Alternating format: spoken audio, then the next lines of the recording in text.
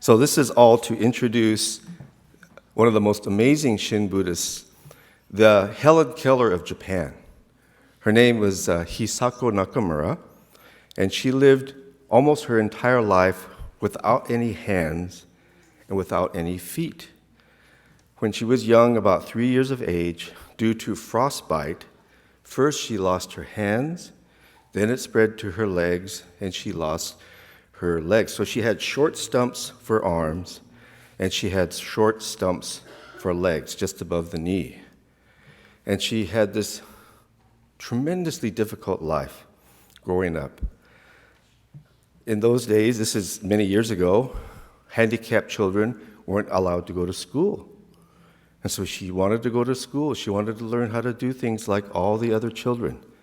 She wanted to learn how to read, how to sew. So she asked her mother, "Teach me how to sew." And her mother said, "Okay, I'll teach you how to sew." So her mother put a needle and a thread on the bed. And Hisako said, "Well, you have to thread the needle for me. I don't have any hands. How can I thread the needle?"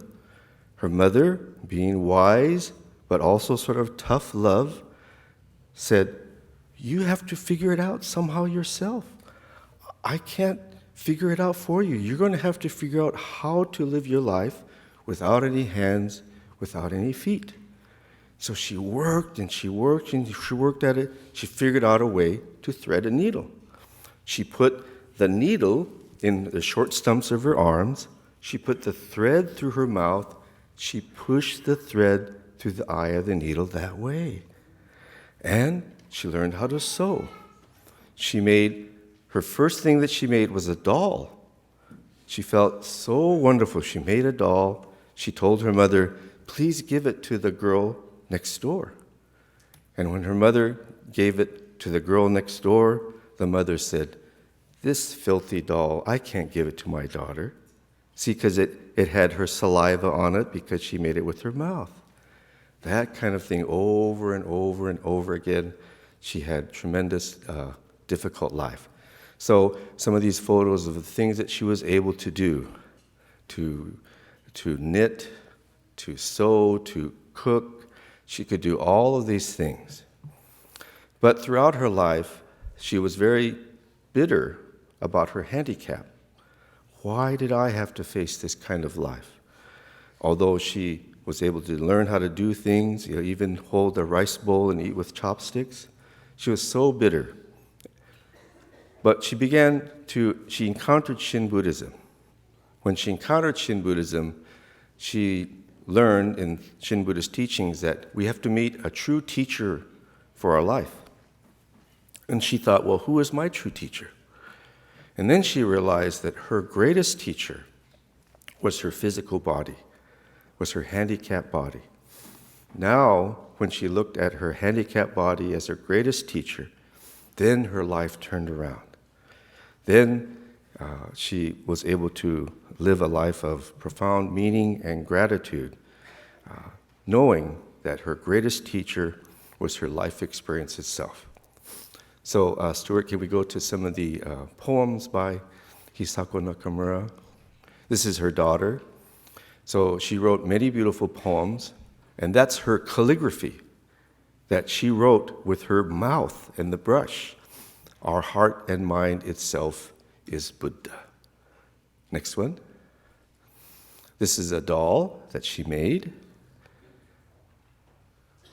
Next slide. This is what she wrote about her young years. "My favorite friend was my wordless doll. How I loved that doll, sprawled on top of the chest of drawers. She wore a dress made of cloth with a red checkered pattern. Her hair was luxurious, and her round pupils looked like bells. But what caused me the most envy were her hands, each with 4 fingers and a thumb, even if they were a little thin, and 2 feet. How lucky you are to have both hands and feet, I would say to my doll enviously. Will you lend them to me?" See, this is how she felt growing up. I wonder if people blessed with 2 hands and 2 feet have ever considered what it is like to be without even one hand or one foot.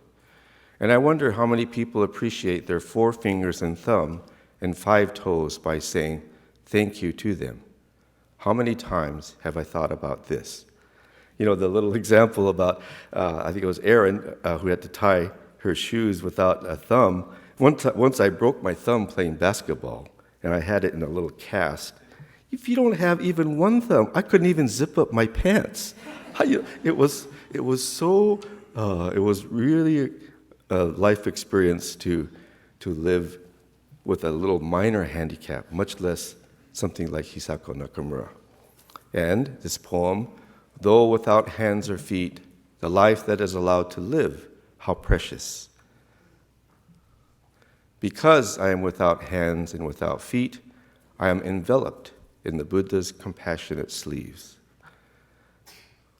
60 years without hands or feet, only because the Buddha's compassionate hands and feet have taken the place of mine. Isn't that a beautiful poem?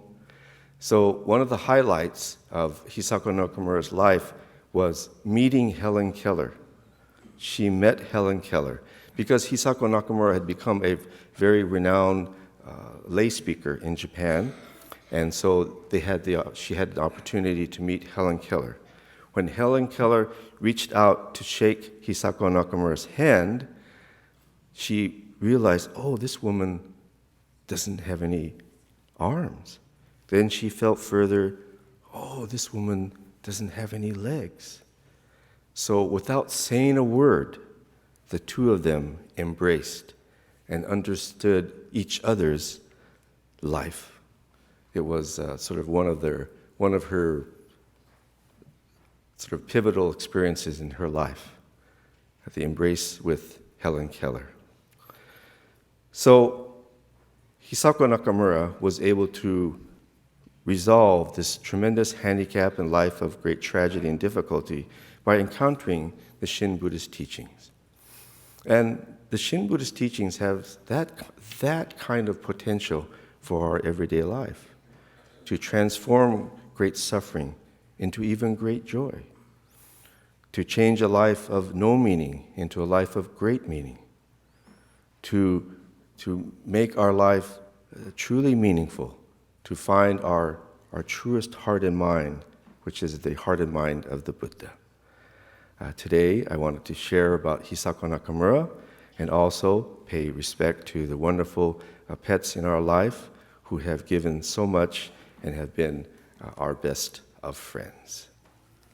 Namandavats, namandavats, namandavats, namandavats, namandavats, namandavats.